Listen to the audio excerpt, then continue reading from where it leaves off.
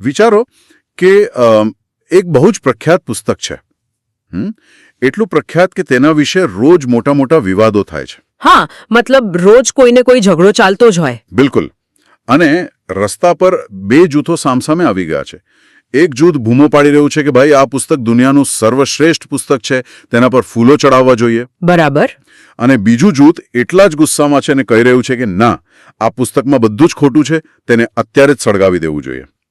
પણ આ આખા હોબાળામાં સૌથી રમૂજી અને કદાચ સૌથી દુઃખદ વાત એ છે કે કોઈએ એ પુસ્તક વાંચ્યું જ નથી. સાચું ને? એક્ઝેક્ટલી. જેવો તેને પૂજી રહ્યા છે અને જેવો તેને સળગાવવા માંગે છે, એ બંનેમાંથી કોઈએ હજુ સુધી એ પુસ્તકનું કવર ખોલીને અંદરનું એક પણ પાનું વાંચ્યું નથી. એકદમ સાચી વાત છે. લોકો માત્ર તેના પૂંઠાને પકડીને, એટલે કે એના લેબલને પકડીને એકબીજા પર પ્રહારો કરી રહ્યા છે. અત્યારે ઓળખની અને અહંકારની આ લડાઈ એટલી હદે વધી ગઈ છે કે અંદરનું જે મૂળ જ્ઞાન હતું ને, જે વાસ્તવિક ફિલોસોફી હતી, તે આ ઘોંઘાટમાં ક્યાંક સાવ ખોવાઈ ગઈ છે. અને આ જ આપણી આજની આ ઊંડાણપૂર્વકની ચર્ચાનો મુખ્ય વિષય છે. આપણે આજે ડેલી પાયોનિયરમાં આચાર્ય પ્રશાંત દ્વારા લખાયેલા એક અત્યંત ગહન લેખ પર ચર્ચા કરવાના છીએ. લેખનું નામ છે સનાતન ધર્મ ડિબેટ, અર્થ, ફિલોસોફી અને ગેરમાન્યતાઓ. હા, આ લેખ ખરેખર આંખો ખોલી નાખે તેવો છે. છે જ. એટલે આપણો ઉદ્દેશ્ય આજે આ રાજકીય ઘોંઘાટ અને રોજબરોજના સમાચારોથી થોડા દૂર જઈને એ સમજવાનો છે કે આ સનાતન ધર્મ વાસ્તવમાં છે શું. આ એક એવો શબ્દ છે જેના નામે અવાજો ખૂબ મોટા થાય છે, પણ તેનું મૂળ તત્વજ્ઞાન કદાચ મોટાભાગના લોકો માટે સાવ અજાણ્યું છે. બિલકુલ. અને જુઓ, આ ચર્ચા શરૂ કરતા પહેલા એ સ્પષ્ટ કરવો ખૂબ જ જરૂરી છે કે આપણું કામ અહીં કોઈ રાજકીય વિચારધારાનો પક્ષ લેવાનું નથી. ડાબેરી કે જમણેરી કોઈની પણ તરફેણ કરવાની નથી. સાચી વાત. આપણો હેતુ માત્ર મૂળ સ્ત્રોતમાં આપેલી ફિલોસોફી, ઐતિહાસિક તથ્યો અને ઉપનિષદોના મૂળ લખાણોનું તટસ્થ વિશ્લેષણ કરવાનો છે. લેખક બહુ સ્પષ્ટ રીતે કહે છે કે આ પરંપરાનું લેબલ લોકો બહુ ગર્વથી છાતી પર લગાવીને ફરે છે, પરંતુ તેના મૂળભૂત સિદ્ધાંતો વાંચવાની તસ્દી ભાગ્યે જ કોઈ લે છે. તો ચાલો પહેલા પુસ્તકના કવરવાળા ઉદાહરણથી સીધા આજના વિવાદો પર જ આવીએ. લેખમાં 2023માં ઉદયનિધિ સ્ટાલિને કરેલી પેલી ટિપ્પણીનો ઉલ્લેખ છે, જ્યાં તેમણે સનાતન ધર્મને ડેન્ગ્યુ, મલેરિયા અને કોરોના વાયરસ સાથે સરખાવ્યો હતો. હા, અને તેને સંપૂર્ણપણે નાબૂદ કરવાની વાત કરી હતી. બરાબર. હવે સામાન્ય રીતે આવી ટિપ્પણી સાંભળીને તરત જ બે છાવણીઓ પડી જાય છે. પણ લેખક અહીં કોઈ બચાવ મુદ્રામાં આવવાને બદલે એક બહુ મોટી વાસ્તવિકતાનો સ્વીકાર કરે છે. તેઓ સ્પષ્ટ કહે છે કે વિવેચકોની જે ફરિયાદો છે, જેમ કે સદીઓથી ચાલ્યો આવતો જાતિવાદ, પિતૃસત્તા, સામાજિક ઉચ્ચ નીચના ભેદભાવ અને નબળાઓનું શોષણ, એ તદ્દન સાચી છે. તેનાથી મોઢું જરાય ફેરવી શકાય નહીં. 100%. અને લેખક આના માટે ઐતિહાસિક પુરાવાઓ પણ આપે છે. પેરિયારનું ઉદાહરણ ખૂબ જ સચોટ અને વિચારતા કરી દે તેવું છે. એ કાશીવાળો પ્રસંગ ને? હા, પેરિયાર જ્યારે યુવાનીમાં કાશી ગયા હતા ત્યારે તેમણે ઘાટ પરની પરિસ્થિતિઓ જોઈ. ભૂખ લાગી હોવાથી તેઓ એક ભોજનાલયમાં ગયા. અચ્છા. પરંતુ માત્ર તેઓ બ્રાહ્મણ ન હોવાને કારણે તેમને જમવા દેવામાં ના આવ્યા, તેમને અપમાનિત કરવામાં આવ્યા. આ તેમનો વાસ્તવિક જમીન પરનો અનુભવ હતો. આ કોઈ કલ્પના કે થિયરી નહોતી. ઓહ, એટલે આ બધું ખરેખર બન્યું હતું? બિલકુલ. આ સામાજિક બીમારીઓ અને ભેદભાવ જમીન પર અસ્તિત્વ ધરાવે છે અને આજે પણ ક્યાંક ને ક્યાંક અલગ અલગ સ્વરૂપે સક્રિય છે. એટલે જ્યારે કોઈ સામાજિક સુધારક આ ઐતિહાસિક શોષણ સામે અવાજ ઉઠાવે છે, ત્યારે તેની પાછળ એક વાસ્તવિક નૈતિક બળ હોય છે. એનો અર્થ એ થયો કે વિવેચકો જે વાત પર ગુસ્સે છે, તે ગુસ્સો એકદમ વ્યાજબી છે? તેમનો ગુસ્સો 100% વ્યાજબી છે. પણ ખરો મુદ્દો એ છે કે આ વ્યાજબી ગુસ્સો ખોટી દિશામાં લક્ષ્ય સાંધી રહ્યો છે. અહીં આશ્ચર્યજનક વાત એ છે કે લેખક બહુ ઊંડાણપૂર્વક સમજાવે છે કે પેરિયારે જે સામાજિક દૂષણોનો વિરોધ કર્યો, તે દૂષણો સનાતન ધર્મના મૂળ તત્વજ્ઞાનમાંથી ક્યારેય નહોતા આવ્યા. તો પછી ક્યાંથી આવ્યા? તે માનવીય અહંકારમાંથી આવ્યા હતા. માણસની અંદરનું પશુ જ્યારે પવિત્રતા અને ધર્મની ભાષા શીખી જાય છે, ત્યારે તે પોતાના શોષણને ધર્મનું અને શાસ્ત્રોનું રૂપ આપી દે છે. શોષણ કરનારો વર્ગ ધર્મના શબ્દોનો માત્ર એક ઢાલ તરીકે ઉપયોગ કરે છે, પોતાના સ્વાર્થ માટે. એટલે કે આ તો એવું થયું કે કોઈ નકલી ડોક્ટર હોય જે કોઈ જીવનરક્ષક દવાનો ખોટો ઉપયોગ કરીને દર્દીઓને લૂંટે અને તેમને નુકસાન પહોંચાડે. એક્ઝેક્ટલી. બહુ સરસ ઉદાહરણ આપ્યું તમે. જો કોઈ નકલી ડોક્ટર પોતાના સ્વાર્થ માટે દવાનો ખોટો ઉપયોગ કરીને દર્દીઓનો જીવ લે તો શું આપણે આખી મેડિકલ સાયન્સની શાખાને નાબૂદ કરી દઈએ છીએ? શું આપણે હોસ્પિટલો બંધ કરી દઈએ છીએ? ના, બિલકુલ નહીં. આપણે તે નકલી ડોક્ટરને પકડીને સજા કરીએ છીએ. બરાબર. પણ અત્યારે વિવેચકો એ ડોક્ટરના ગુનાઓ માટે આખી તબીબી શાખાને એટલે કે મૂળ ધર્મને જ ખતમ કરવાની વાત કરી રહ્યા છે. તેઓ બીમારી અને દવા વચ્ચેનો ભેદ પારખી નથી શકતા. ઠીક છે, ચાલો આને વિગતે સમજીએ.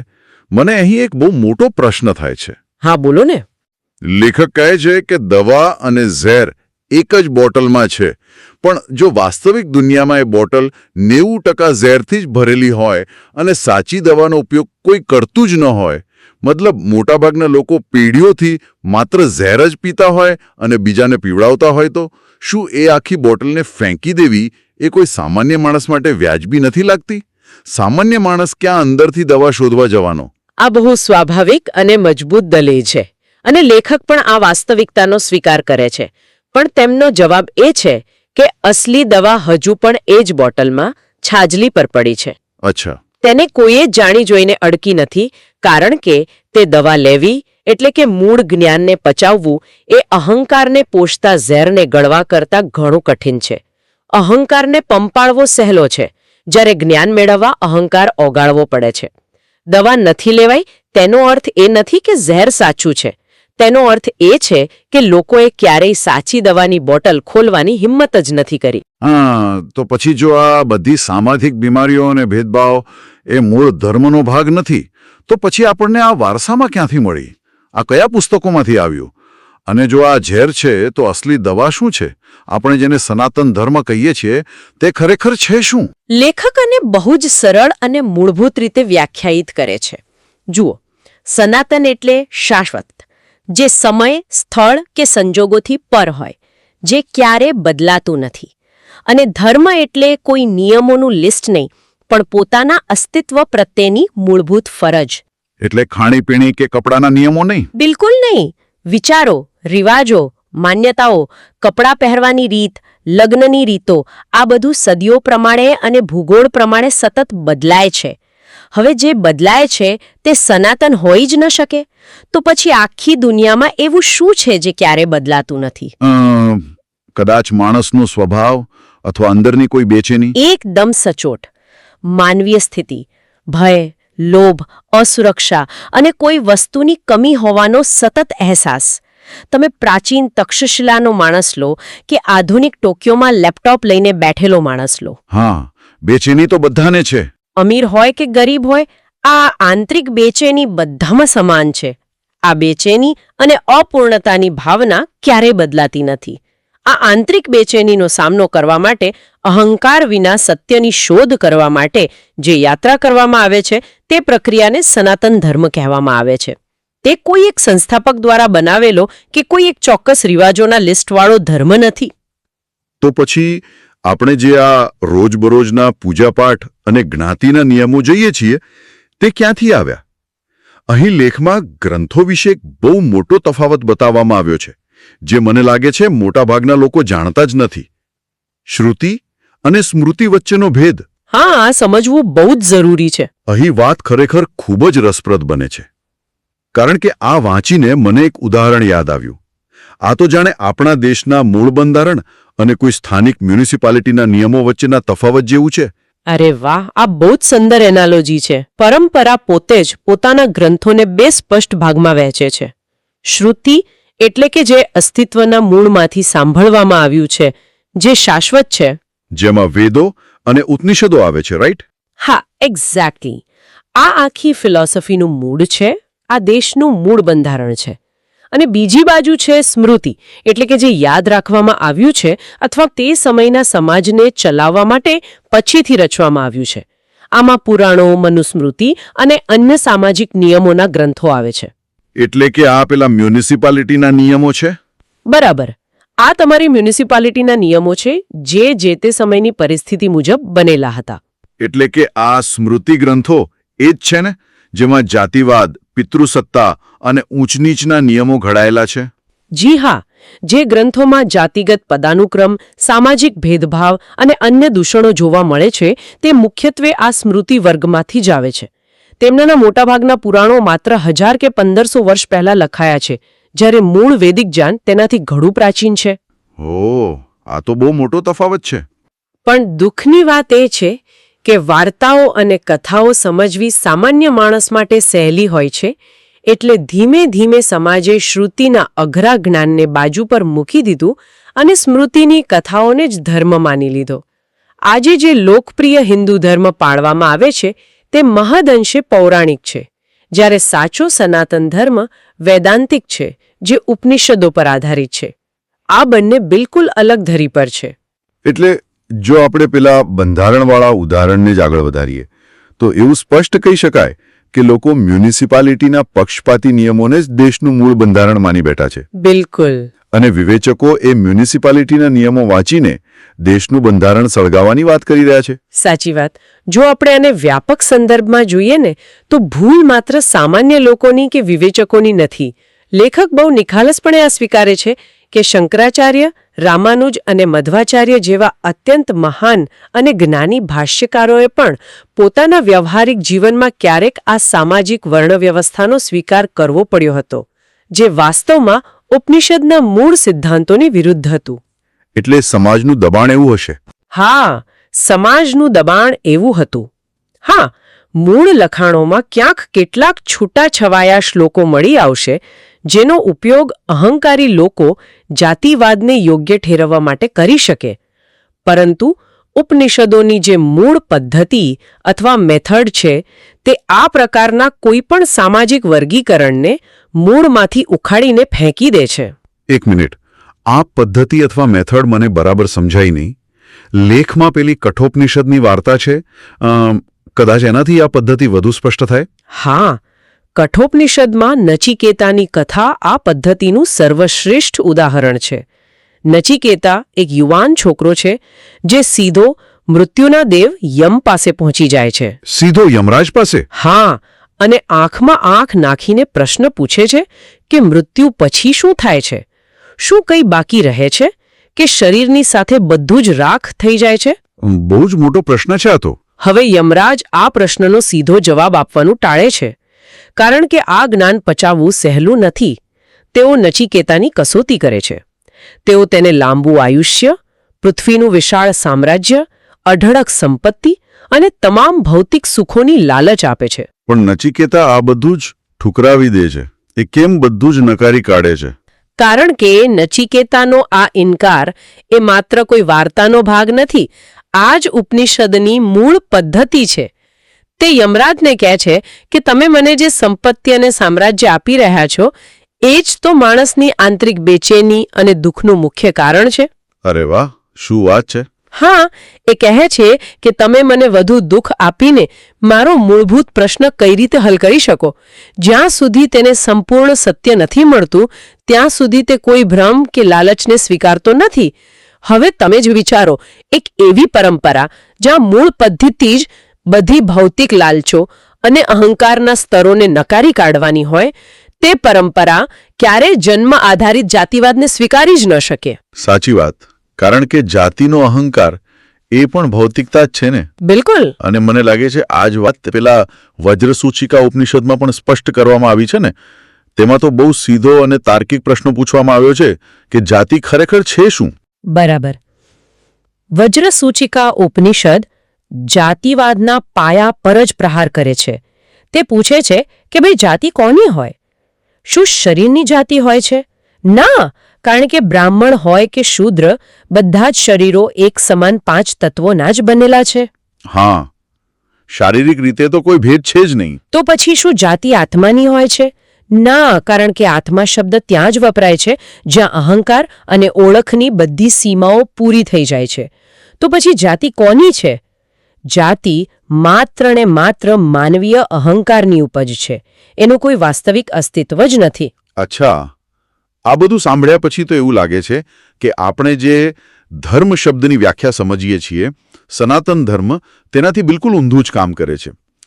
લેખક અહીં બે શબ્દોનો બહુ રસપ્રદ ઉપયોગ કરે છે, જિજ્ઞાસા અને ઈમાન. આ આખા લેખનો કદાચ સૌથી નિર્ણાયક વળાંક છે.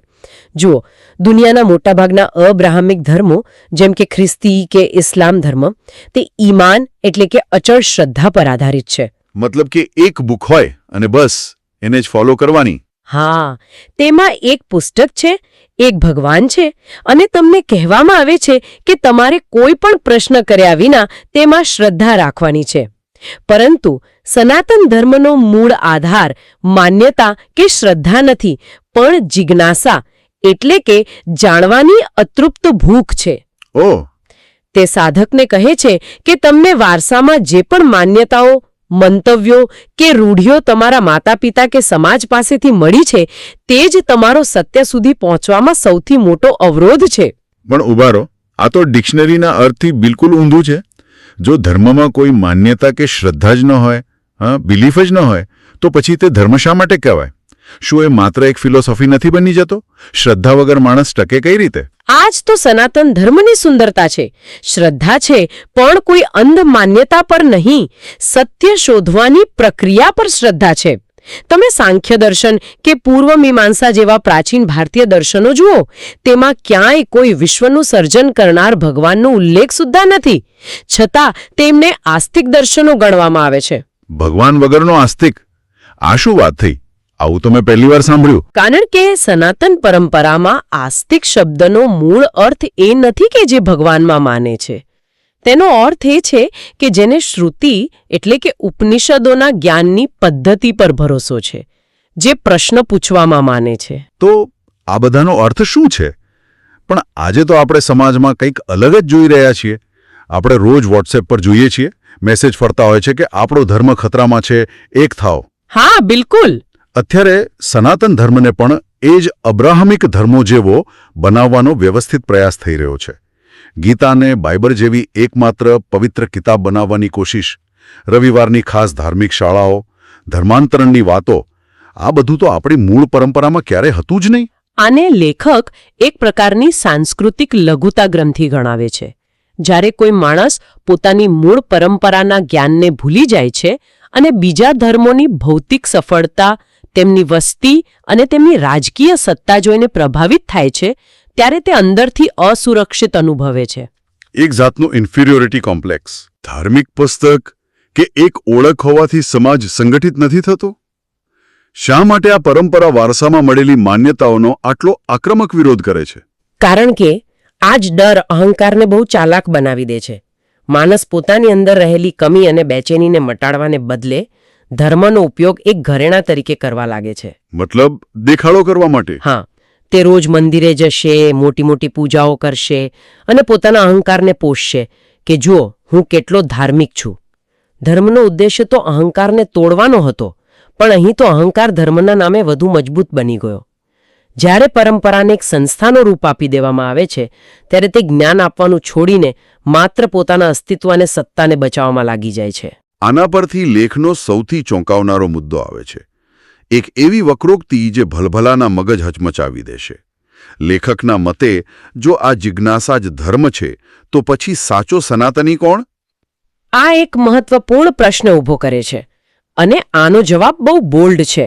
લેખકના મતે એક મુસ્લિમ, એક ખ્રિસ્તી કે એક નાસ્તિક જે સંપૂર્ણ પ્રામાણિકતાથી પોતાના અહંકાર અને પોતાની આંતરિક માન્યતાઓ પર સવાલ ઉઠાવે છે, સત્યની શોધ કરે છે, તે પેલી વ્યક્તિ કરતાં ઘણો મોટો સનાતની છે, જે માત્ર હું હિન્દુ છું એવું લેબલ લગાવીને ફરે છે, પણ જેણે ક્યારે વેદાંત કે ઉપનિષદના મૂળભૂત જ્ઞાન તરફ નજર પણ નથી કરી.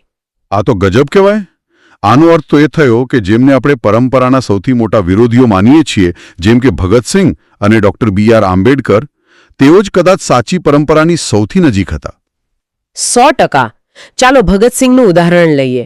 1930માં જેલમાં ફાંસીની સજાની રાહ જોતી વખતે તેમણે નિબંધ લખ્યો, હું નાસ્તિક શા માટે છું. આ નિબંધ કોઈ જ્ઞાનની શોધનો વિરોધ નહોતો. હા, એ તો સત્યની જ શોધ હતી. બિલકુલ. તેઓ મૃત્યુની બિલકુલ સામે ઊભા હતા. ભયંકર અસુરક્ષા હતી, છતાં તેમણે મનને શાંત કરવા માટે કોઈ ભગવાન કે ખોટી માન્યતાનો સહારો લેવાની ના પાડી દીધી. તેમણે પોતાના અહંકારને અને ભયને કોઈ જુઠ્ઠાણાથી પંપાળ્યો નહીં. આ જ તો સાચા સાધકની નિશાની છે. જે આશ્વાસન પોતે જાતે કમાયું નથી તેને નકારવું, આ બિલકુલ ઉપનિષદના ઋષિઓ જેવી જ નિડરતા હતી. અરે વાહ! અને ડોક્ટર આંબેડકરનું એનિહિલેશન ઓફ કાસ્ટ પુસ્તક, તેમણે તો મનુસ્મૃતિ સળગાવી હતી અને ધર્મ પરિવર્તન કર્યું હતું. હા, પણ ડોક્ટર આંબેડકરની લડાઈ એ સનાતનની મૂળ પદ્ધતિ સામે નહોતી. તેમની લડાઈ એ વાત સામે હતી કે આ સંસ્થાએ પોતાની જ પદ્ધતિનો પોતાના પર ઉપયોગ કરવાનું બંધ કરી દીધું હતું. એટલે એમણે જે કર્યું એ સાચું હતું એમ. હા, તેમણે મનુસ્મૃતિ સળગાવી, એટલે કે તેમણે ભેદભાવવાળી સ્મૃતિનો અસ્વીકાર કર્યો, જે ખરેખર તો સાચા સનાતનીએ કરવાનું જ હોય. તેમણે બૌદ્ધ ધર્મ અપનાવ્યો કારણ કે તેઓ એક એવો માર્ગ શોધતા હતા જ્યાં જિજ્ઞાસા જીવંત હોય અને પ્રશ્ન પૂછવાની છૂટ હોય. તેમણે સનાતન ધર્મના મૂળભૂત સિદ્ધાંતનો નહીં પણ અહંકારીઓ દ્વારા ધર્મના થયેલા અપહરણનો વિરોધ કર્યો હતો. આનો અર્થ એ થયો કે જેઓ માત્ર પરંપરાના નામે બૂમો પાડે છે અને અસહિષ્ણુતા ફેલાવે છે, તેઓ મૂળ જ્ઞાનથી એટલા જ દૂર છે જેટલા પેલા વિવેચકો જેના પર તેઓ ગુસ્સે છે. જો બંનેમાંથી કોઈએ ઉપનિષદ વાંચ્યા જ નથી તો તે બચાવ કરનારો અને વિરોધ કરનારો બંને પરંપરાની નજરમાં એક જ સમાન અજ્ઞાનતાના સ્તર પર ઊભા છે. બિલકુલ સાચી વાત. બંનેની સ્થિતિ સરખી જ છે. આપણે આખી ચર્ચામાં 3 શબ્દોને બહુ વારંવાર સાંભળ્યા અને મને લાગે છે ચર્ચા પૂરી કરતા પહેલા તેને સ્પષ્ટ કરવા બહુ જરૂરી છે. સનાતન ધર્મ, હિન્દુ ધર્મ અને હિન્દુત્વ, આ ત્રણેય વચ્ચે શું ભેદ છે? આ ભેદ સમજવો આજના સમયમાં સૌથી જરૂરી છે. જો સનાતન ધર્મ એક દાર્શનિક અને આધ્યાત્મિક માર્ગ છે જે માણસને અહંકાર અને આંતરિક બેચેનીમાંથી મુક્તિ અપાવવા માટેની એક આંતરિક યાત્રા છે. તેનો કોઈ ચોક્કસ પંથ કે જ્ઞાતિ સાથે સંબંધ નથી. બરાબર. બીજું છે હિન્દુ ધર્મ. આ ભૌગોલિક રીતે એકબીજા સાથે જોડાયેલી અનેક અલગ અલગ માન્યતાઓ, દેવી દેવતાઓ અને રિવાજોનો એક વિશાળ સમૂહ છે. સુપ્રીમ કોર્ટે પણ નોંધ્યું છે કે કોઈ એક ચોક્કસ ધાર્મિક પુસ્તક કે સિદ્ધાંત ન હોવાને કારણે તે એબ્રાહમિક અર્થમાં ધર્મ નથી પણ એક જીવનશૈલી છે. હા, એક વે ઓફ લાઈફ. એક્ઝેક્ટલી. અને ત્રીજું છે હિન્દુત્વ, જે એક શુદ્ધ રાજકીય વિચારધારા છે જે માંડ 100 વર્ષ જૂની છે. તેનો ઉદ્દેશ્ય સાંસ્કૃતિક પ્રતીકોના આધારે લોકોની એક રાષ્ટ્રીય ઓળખ ઊભી કરવાનો છે. તો પછી વિવાદ ક્યાં થાય છે? હવે થાય છે એવું કે જ્યારે વિવેચકો હુમલો કરે છે ત્યારે તેઓ ખરેખર પ્રેક્ટિસ થતા હિન્દુ ધર્મના સામાજિક દૂષણોની વાત કરતા હોય છે, પણ નામ સનાતનનું લે છે. અચ્છા. વાસ્તવમાં હિન્દુત્વની રાજકીય ઓળખનો બચાવ કરતા હોય છે, પણ દાવો સનાતનનો કરે છે. આ બંનેના ઘોંઘાટમાં અસલી ફિલોસોફી સાવ દબાઈ જાય છે. આ બધી ચર્ચા સાંભળ્યા પછી મનમાં એક પ્રશ્ન ઊભો થાય છે કે ભાઈ, આપણા જેવા સામાન્ય લોકો માટે આ બધું આટલું મહત્વનું કેમ છે? માહિતીના અતિરેક વંડિયા દુનિયામાં આપણે પણ ઘણીવાર સાચું જ્ઞાન મેળવવાને બદલે માત્ર આવા આકર્ષક લેબલ્સ પકડીને બેસી જઈએ છીએ અને જૂથોમાં વહેંચાઈ જઈએ છીએ. કારણ કે લેબલ ધારણ કરવું ખૂબ જ સરળ છે ને. તે તમને કંઈ પણ વિચાર્યા વિના, જરાય માનસિક મહેનત કર્યા વિના એક મોટા સમુદાયનો હિસ્સો બનાવી દે છે અને ખોટી સુરક્ષાની ભાવના આપે છે. સાચી વાત છે. એમાં કંઈ મહેનત નથી પડતી. હા, જ્યારે સાચા સનાતન ધર્મની માંગ એ છે કે તમારે તમારી અંદર જોવું પડશે. તમારા પોતાના ડર, લોભ અને સૌથી મોટી વાત તમારા અહંકારનો સામનો કરવો પડશે. આ પ્રક્રિયા અંદરથી હચમચાવી દે તેવી હોય છે. તેથી જ લોકો પોતાની અંદરની બેચેનીને શાંત કરવાને બદલે ધાર્મિક પ્રદર્શનો અને બાહ્ય આડંબર પાછળ છુપાઈ જવાનું પસંદ કરે છે. બહુ ડીપ વાત કહી તમે. આપણે શરૂઆત કરી હતી એક એવા પુસ્તકના કવરથી જેના માટે બધા રસ્તા પર લડી રહ્યા છે, પણ પાના કોઈએ ખોલ્યા નથી. હા, એ જ આપણો શરૂઆતનો વિચાર હતો. આજે આપણે બંધ પાના ખોલવાનો થોડો પ્રયાસ કર્યો અને તેમાં જે જોવા મળ્યું તે કોઈ એક ચોક્કસ સમુદાયની જાગીર કે મિલકત નથી, પણ આખી માનવજાત માટે પોતાના અહંકારમાંથી મુક્ત થવાની એક વૈજ્ઞાનિક યાત્રા છે. બિલકુલ. આ યાત્રા દરેક માણસ માટે ખુલ્લી છે. અને આ જ વિચાર સાથે આપણે આજની આ ઊંડાણપૂર્વકની ચર્ચાના અંત તરફ આવી ગયા છીએ. પણ જતાં જતાં કોઈ પણ વ્યક્તિ માટે એક વિચાર કરવા જેવો પ્રશ્ન મૂકી જાઉં છું. જો આ સનાતન પરંપરાનું મૂળ તત્વ જ એ છે કે વારસામાં મળેલી દરેક માન્યતા પર સત્ય માટે સવાલ ઉઠાવવો પડે, તો એવી કઈ એક ઊંડી માન્યતા કે કોઈ ચોક્કસ લેબલ છે જેને આજે આપણે અતૂટ સત્ય માની લીધું છે? વિચારવા જેવું છે ખરું. શું એ લેબલ ખરેખર મુક્ત કરી રહ્યું છે કે પછી તે માત્ર અહંકારને પોષવાનું કામ કરી રહ્યું છે? કદાચ સાચી મુક્તિ કોઈ નવું લેબલ લગાવવામાં નહીં, પણ જૂના લેબલને હિંમતપૂર્વક ઉખાડીને ફેંકી દેવામાં જ છુપાયેલી છે. જરા વિચારજો.